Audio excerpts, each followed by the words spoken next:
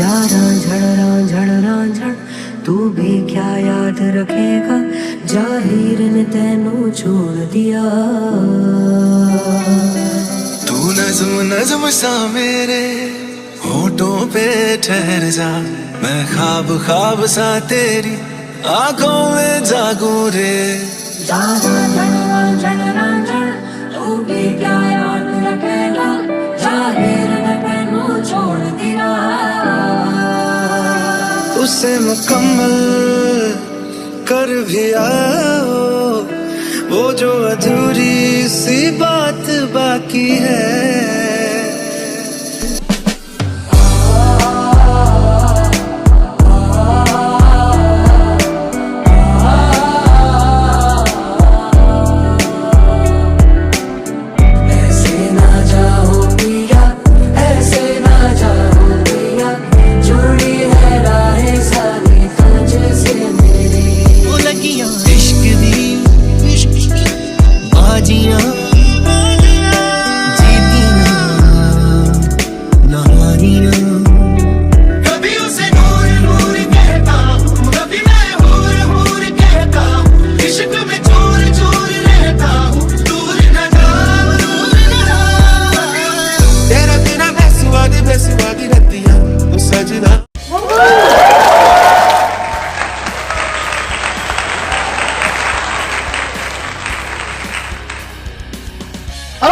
Welcome to this beautiful evening. It has been almost 1 week since we started this seminar. We would like to express our gratitude to the doctors and other distinguished guests represented each hospital from different part of India. Now I am going to call and invite the famous nephrologist Dr. Mr. Astra Srivastav and the famous pediatrician Dr. Mr. Atik Krishna representing Carlo Group Multi-Super Speciality Hospital, which is at the forefront of hospital development in Kerala, to speak for 2 words.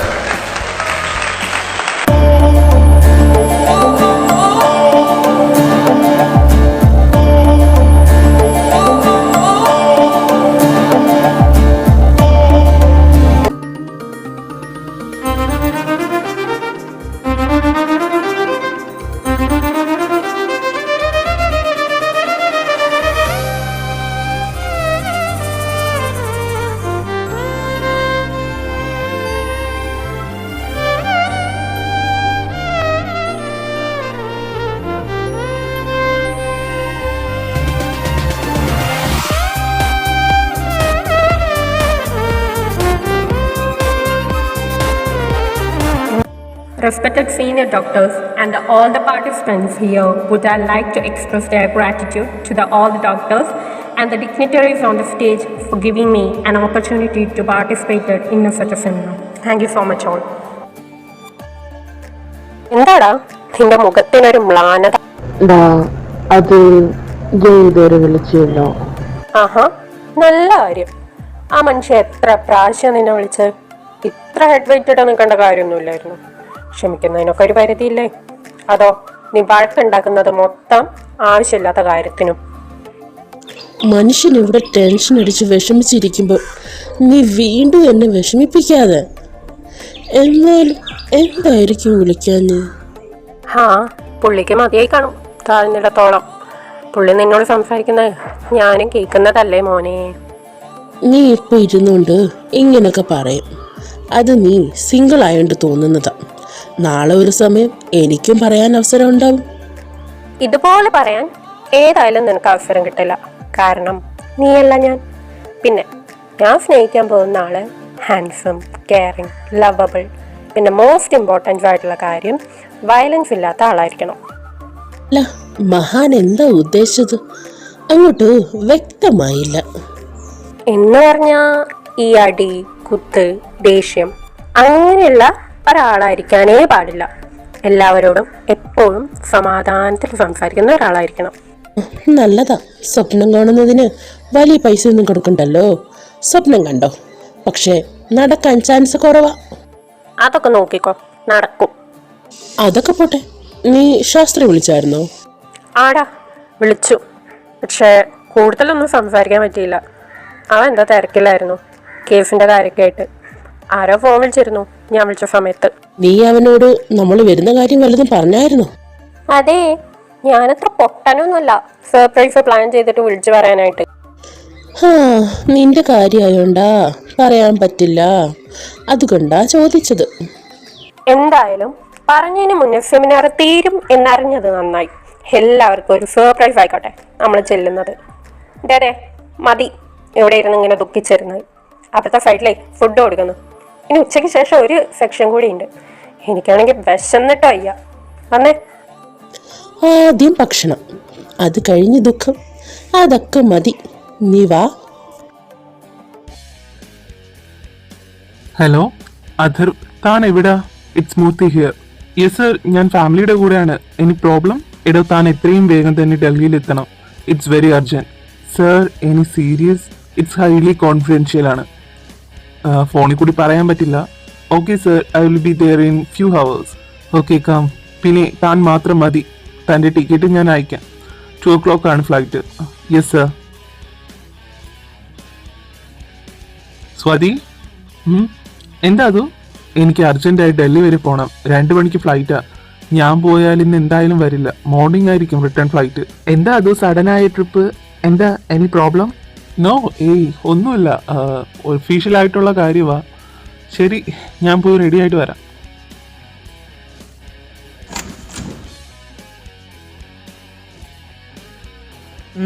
എന്താ?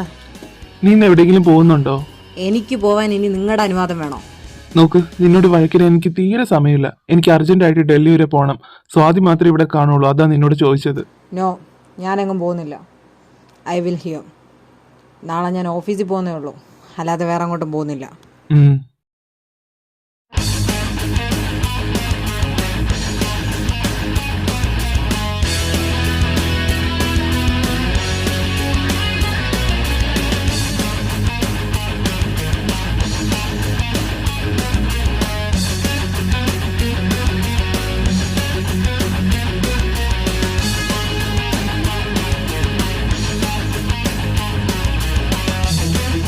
Hello Athar, sharp time. I know sir. എന്താ കാണണമെന്ന് പറഞ്ഞത്? എന്താ sir confidential ആയിട്ടുള്ള കാര്യം? Yes അഥർ, അത്രയും confidential ആയതുകൊണ്ടാണ് PM-ന്റെ private Interpol secret ഗ്രൂപ്പായ നിങ്ങളെ PM-ന്റെ ചീഫ് സെക്രട്ടറിയായി ഞാൻ തന്നെ നേരിട്ട് കാണാൻ വന്നത്. Okay sir.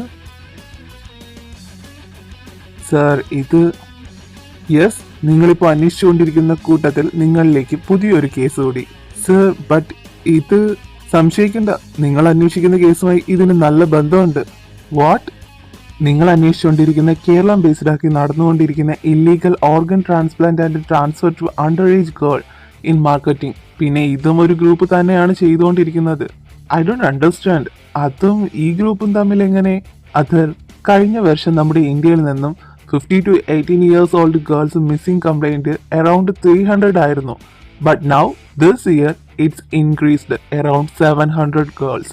ഇതിൽ കൂടുതലും കാമുകന്മാരുടെ കൂടെ പോയെന്നും പിന്നെ അല്ലാതെ 10% കുട്ടികൾ തിരിച്ചു വന്നതുമായിട്ടാണ് റിപ്പോർട്ട്. ബട്ട് ബാക്കി 80% കുട്ടികളും ഇപ്പോഴും മിസ്സിംഗ് ആണ്.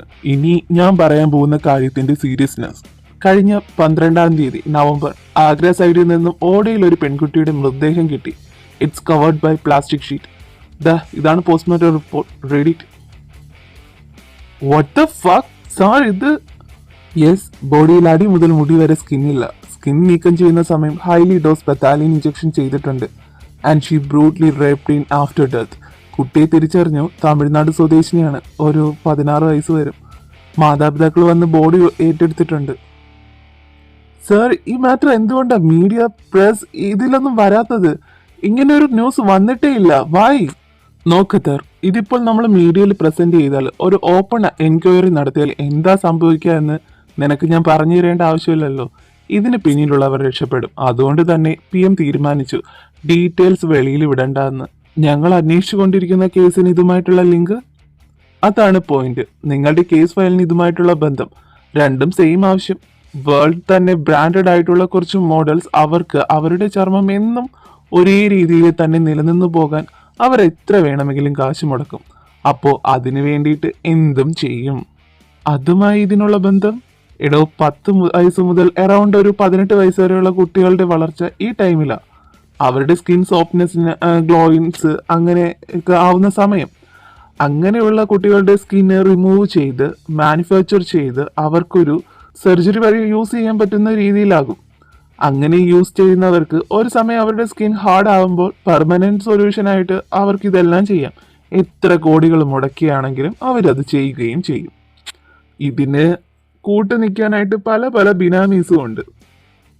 അത് മാത്രമല്ല, ഇതെല്ലാം ചെയ്യുന്നത് കൊമ്പത്തുള്ളവരാണ്. എല്ലാ വർഷവും നടന്നു വരുന്ന പാരീസ് മാക് ബ്യൂട്ടി കോൺടെസ്റ്റില് കണ്ടസ്റ്റന്റ് ലിസ്റ്റിലുള്ള പലരും ഇതിൽ ഇൻവോൾവ് ആണ്. പിന്നെ നിങ്ങളുടെ കേസിലെ സെയിം ഗ്രൂപ്പ് അവർ കേരളത്തിലാണുള്ളതെന്നാണ് നമുക്കറിയാൻ കഴിഞ്ഞത്. അപ്പോൾ ഇതാണ് നിങ്ങളുടെ കേസിന്റെ കൂടെ കൊണ്ടുപോകേണ്ട കേസ്. സോറി സാർ, ഞാനിത് ഏറ്റെടുക്കില്ല. But why അഥർ? എന്തുകൊണ്ട്? ആദ്യത്തെ കേസ് ഏറ്റെടുത്തപ്പോൾ ഞങ്ങൾ ഒരു പെർമിഷൻ ചോദിച്ചിട്ടുണ്ടായിരുന്നു. അത് കിട്ടാതെ ആ കേസിനും ഈ കേസിനും ഞങ്ങൾ മൂവ്മെന്റ് ചെയ്യില്ല. എടോ, ഈ ഷൂട്ടഡ് സൈറ്റ് എന്ന് പറയുമ്പോൾ എന്റെ പൊന്നു സാറെ, കഷ്ടപ്പെട്ട് കേസ് അന്വേഷിച്ച് കൊണ്ടുവന്ന അവന്മാരെ മീഡിയയുടെ മുന്നിൽ ഇട്ടുകൊടുത്തിട്ട് 10 ദിവസം കഴിയുമ്പോൾ കോടതി വിചാരണ വരും. അവന്മാർക്ക് ജീവപര്യന്തം അല്ലെങ്കിൽ വധശിക്ഷ എന്നും പറഞ്ഞ് കണ്ട സെൻട്രൽ ജയിലിൽ കൊണ്ടിട്ട് മൃഷ്ടാന്തം കൊഴുപ്പിച്ചെടുത്ത് ഒരു 3 മാസം കഴിയുമ്പോൾ കൊടിയത്തി ഏതെങ്കിലും ഒരു വക്കീല് വന്ന് പുഷ്പം പോലെ അവന്മാരെ ഇറക്കിക്കൊണ്ടുവരും. അവന്മാരുടെ പഴയ ബിസിനസ് തന്നെ വീണ്ടും തുടങ്ങും. ഇതാ നടക്കാൻ പോകുന്നത്. പിന്നെ ഞാനും എന്റെ ടീമും ചെറുതങ്ങ് ചിരയ്ക്കാൻ പോകുന്നതാണ് നല്ലത്. അതുകൊണ്ട് ഇന്ത്യയിൽ നടക്കുന്ന പല കേസിലെയും പോലെ ഇതും അങ്ങ് കണ്ണടച്ച് പോയാൽ മതി. എന്റെ പൊന്നഥർവേ, നീ ചൂടാകാതെ പറഞ്ഞു തീർന്നതിന് മുമ്പേ തൊക്കിക്കറി വെടിവെക്കാതെടോ. Permission granted for shoot at sight. Thank you sir. ഇനി ഞങ്ങൾ നോക്കിക്കോളാം. ഒരൊറ്റ എണ്ണം ഇനി ജീവനോടെ ഉണ്ടാവില്ല. വേണം ഒരുത്തനും ഉണ്ടാകരുത്. ഞാൻ ആ കുഞ്ഞിനെ കണ്ടത് മനസ്സങ്ങ് നൊന്തടോ. എൻ്റെ വീട്ടിലും ഉണ്ട് ഇതുപോലത്തെ കുഞ്ഞുങ്ങള്. ഞാനും ഒരു അച്ഛനല്ലേ. അല്ല, താനിന്ന് പോകുമോ? ഏയ് ഇല്ല സാർ, മോർണിംഗ് ആണ് ഫ്ലൈറ്റ്. ഞാൻ റൂം എടുത്തിട്ടുണ്ട്. അപ്പോൾ ശരിടോ, എല്ലാത്തിനെയും തിരക്കിന്ന് പറഞ്ഞേരെ. Yes sir, by.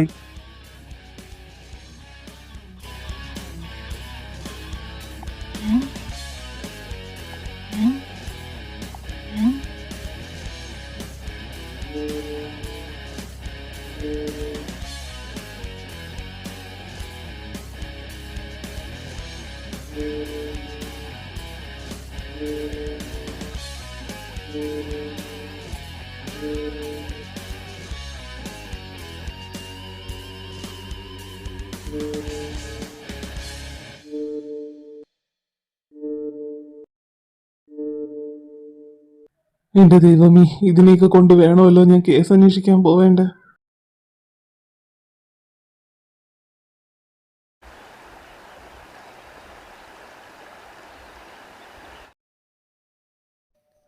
ജെകെ, നീ ഇന്ന് ഓഫീസിൽ പോയില്ലേ? ഏയ് ഇല്ലടാ, പോയില്ല. ഇച്ചായനെവിടെ? ഞാനിന്ന് ലീവായോണ്ട് ഇച്ച ഓഫീസിൽ പോയി. നീ വല്ലതും കഴിച്ചായിരുന്നോടാ? അല്ല, നിന്റെ തലവേദന മാറിയോ? ആ, മാറി. ജെറി, എന്താടാ, നീ ഓക്കെ ആണോ? ഓക്കെ ആണ്. എന്താടാ? ഇന്നലെ ഇച്ച എന്നോട് ഒരു കാര്യം സംസാരിച്ചിരുന്നു. നിനക്കിപ്പോഴും അവനെ മറക്കാൻ കഴിഞ്ഞിട്ടില്ലെന്ന്. 4 വർഷമായി നിന്നെ ഇങ്ങനെ കാണാൻ തുടങ്ങിയിട്ട്. എൻ്റെ ആ പഴയ ജെറിയെ ഞാൻ ഒരുപാട് മിസ് ചെയ്യുന്നുണ്ട്. ഞാൻ ഇതുവരെ നിന്നോട് അതിനെക്കുറിച്ചൊന്നും ചോദിച്ചിട്ടില്ല. അതെനിക്ക് നിനക്ക് എന്താ സംഭവിച്ചതെന്ന് അറിയാൻ താല്പര്യമില്ലാത്തത് കൊണ്ടല്ല. നീ ആയിട്ട് തന്നെ എന്നെങ്കിലും ഞങ്ങളോട് അതെല്ലാം പറയുമെന്നുള്ള ഒരു വിശ്വാസം ഉണ്ടായിരുന്നു. പക്ഷേ എന്താടാ ഞാൻ നിന്നോട് പറയേണ്ടത്?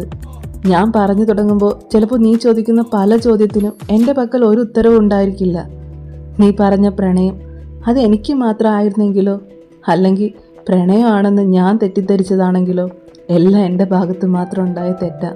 നിന്റെ ഭാഗത്തുണ്ടായ തെറ്റ് ശരിയാ. ഒരാൾക്ക് നമ്മളെ ഇഷ്ടമാണോ അല്ലയോ എന്ന് അവരുടെ പ്രവൃത്തി വഴി നമ്മൾ മനസ്സിലാക്കുന്നേ. നീ അവനെക്കുറിച്ച് പറഞ്ഞ ഓരോ കാര്യങ്ങളും അവൻ നിന്നോട് പെരുമാറിയതനുസരിച്ച് അതിനൊക്കെ പ്രണയമെന്നല്ലാതെ എന്താടാ പറയാ? I don't know. നിനക്കറിയില്ല, മരണത്തിനും ജീവിതത്തിനും ഇടയ്ക്ക് നീ കിടന്നപ്പോൾ എന്നെക്കാളേറെ തകർന്നിരുന്ന ഒരു മനുഷ്യനുണ്ട്. സ്വന്തം കൈവെള്ളയിലല്ലേടാ നമ്മുടെ ഇച്ച നമ്മളെ കൊണ്ട് നടന്നത്. നിനക്കോ എനിക്കോ എന്തെങ്കിലും ഒരു ബുദ്ധിമുട്ട് വന്നാൽ, എന്തെങ്കിലും ഒരു വിഷമം വന്നാൽ ആ മനുഷ്യനൊട്ടും താങ്ങാൻ പറ്റില്ല. അന്ന് നീ മരിക്കാൻ തീരുമാനിച്ചപ്പോൾ ഞങ്ങളെക്കുറിച്ച് ഓർത്തോ? എല്ലാവരുടെ മുന്നിലും കളിച്ചു തിരിച്ചു നടക്കുമ്പോഴും ആ മനുഷ്യൻ എന്തുമാത്രം കരഞ്ഞിട്ടുണ്ടെന്ന് എനിക്ക് മാത്രമേ അറിയൂ. അറിയാടാ, എല്ലാം മനസ്സിലാവും എനിക്ക്. പക്ഷേ ഞാൻ അകപ്പെട്ടു പോയ വലയുണ്ടല്ലോ, പ്രണയം. അത് ചിലപ്പോൾ നമ്മുടെ ജീവനെ തന്നെ എടുക്കാൻ കൽപ്പുള്ളതായിരിക്കും. ഒരിക്കൽ തോറ്റുപോയാൽ ചിലപ്പോൾ ജീവൻ തന്നെ വേണ്ടെന്ന് വെക്കും. നിനക്ക് ഇനിയെങ്കിലും എന്നോടൊന്ന് പറഞ്ഞൂടെ എന്താ 4 വർഷങ്ങൾക്ക് മുൻപേ പറ്റിയതെന്ന്? എങ്ങനെ നീ ഡിപ്രഷനിലോട്ട് പോയെന്ന്? എന്തിനു വേണ്ടി, ആർക്ക് വേണ്ടി നീ സൂയിസൈഡ് ചെയ്യാൻ നോക്കിയെന്ന്? പറയാടാ, എല്ലാം പറയാം. ഇതെല്ലാം തുടങ്ങിയത് എവിടെന്നാണോ അവിടുന്ന് തന്നെ പറയാം. അറിയണം ചെറി, എല്ലാം എനിക്കറിയണം. നിന്നെ ഈ അവസ്ഥയിലാക്കിയവനെ ഞാൻ ഒരിക്കലും വെറുതെ വിടില്ല. അവൻ കാരണം നീ എന്തൊക്കെ അനുഭവിച്ചിട്ടുണ്ടെന്ന് ഞങ്ങൾ മാത്രമേ കണ്ടിട്ടുള്ളൂ. ഒരിക്കലും അവനോട് ഞങ്ങൾക്ക് ക്ഷമിക്കാൻ കഴിയുമെന്ന് നീ കരുതണ്ട. ഇനി ആര് തന്നെ ക്ഷമിച്ചാലും ഈ ജയ് കാർലോ അവന് വെറുതെ വിടില്ല.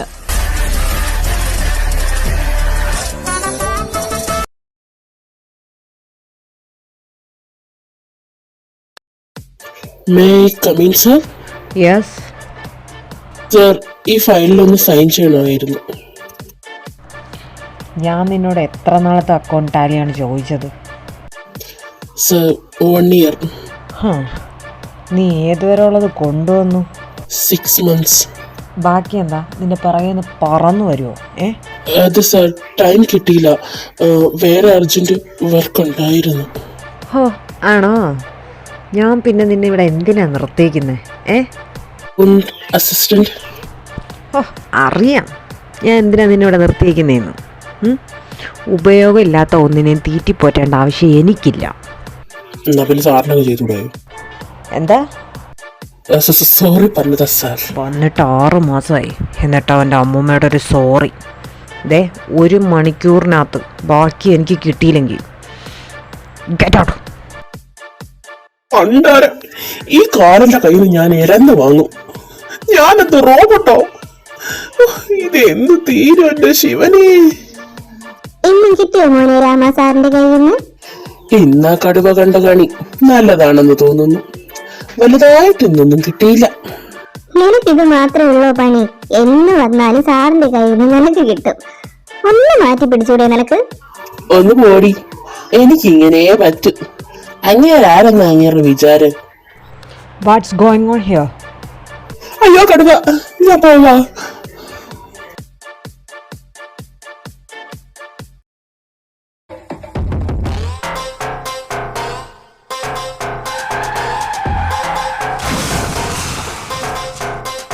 ഓ, ഇതിപ്പോ ഏതോനാ?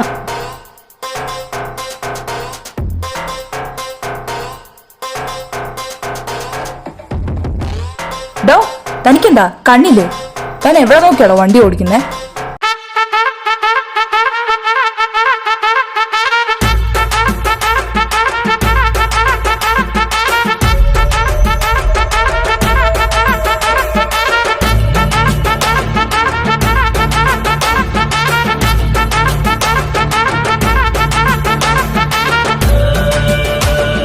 Hello, excuse me, it's not my fault.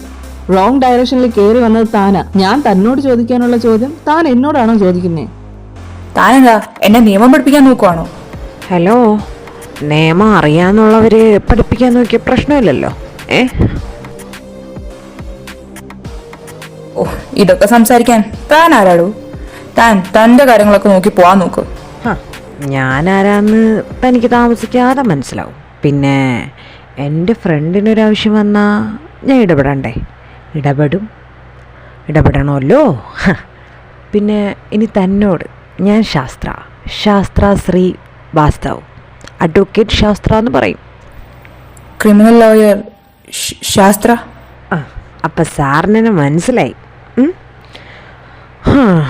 അപ്പം സാറിൻ്റെ വണ്ടിയുടെ കിടപ്പ് കണ്ടാൽ അറിയാം ആരുടെ ഭാഗത്താ തെറ്റെന്നൊക്കെ. അതുകൊണ്ട് നിന്ന് കൂടുതൽ ഷോ ഇറക്കാതെ say sorry to him. Sir അത് എടുത്തോണ്ട് പോടോ. ഞാനൊരു താങ്ക്സ് പ്രതീക്ഷിച്ചു. എന്തിന്? ഞാനതിനെന്തെങ്കിലും ഹെൽപ്പ് തന്നോട് ചോദിച്ചായിരുന്നോ? നോ, പക്ഷെ ഒരാളൊരു സഹായം ചെയ്യുമ്പോൾ ഒരു താങ്ക്സ് പറയുന്നത് ഒരു മര്യാദയല്ലേ? മര്യാദ? താനിപ്പോ സഹായിച്ചില്ലെങ്കിലും എനിക്ക് പ്രത്യേകിച്ചൊന്നും പറ്റില്ലായിരുന്നു. Confidence. Okay, live it. Friends? അതിന്റെ ആവശ്യമില്ല. I don't need your friendship. But I need it. അതോ ജയ് കാർലോക്ക് പേടിയാണോ ഫ്രണ്ട്ഷിപ്പിൽ നിന്ന് മാറി വേറെ പലതിലോട്ടും പോകുമോ എന്ന്? അതിന് ശാസ്ത്രയല്ലല്ലോ ഈ ജെ.കെ. എനിക്ക് ഇങ്ങനെ തന്നോട് സംസാരിച്ച് നിൽക്കാൻ ഒട്ടും താല്പര്യമില്ല. ജയ് കാർലോ. ഈ ശാസ്ത്രം എന്തെങ്കിലും ആഗ്രഹിച്ചിട്ടുണ്ടെങ്കിൽ അതൊന്നും നേടിയെടുക്കാതെ ഞാൻ അടങ്ങിയിട്ടുമില്ല. അതിനി എങ്ങനെയായാലും ഏത് രീതിയിലായാലും. So wait for our next meet.